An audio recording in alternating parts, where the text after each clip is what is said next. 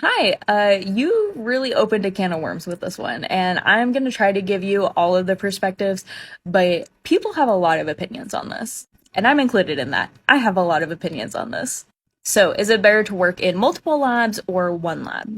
First of all, definitely don't work in multiple labs at the same time. That's seen as like highly disrespectful, and also it's really difficult to split yourself that way.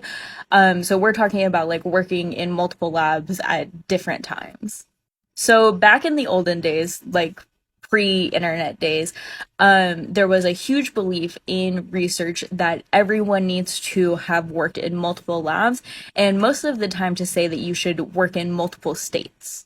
And the reason for that is that one lab cannot give you all of the training that there is to be had, so you'll become like a much better rounded person by going to multiple labs.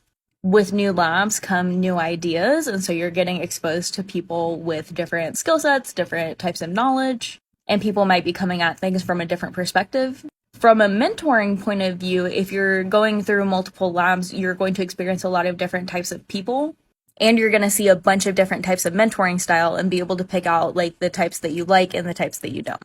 Also, if you work in a bunch of like very different labs, you'll gain like a wider breadth of knowledge. Like all of the labs that I've worked in are wildly different from each other, and so I know more about like multiple different things instead of being super duper specialized.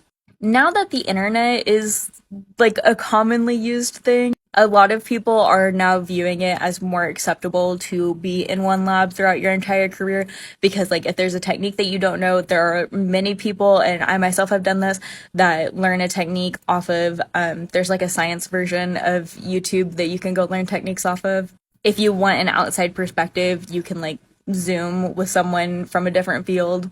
And universities that push that also usually like the aspect of like retaining students.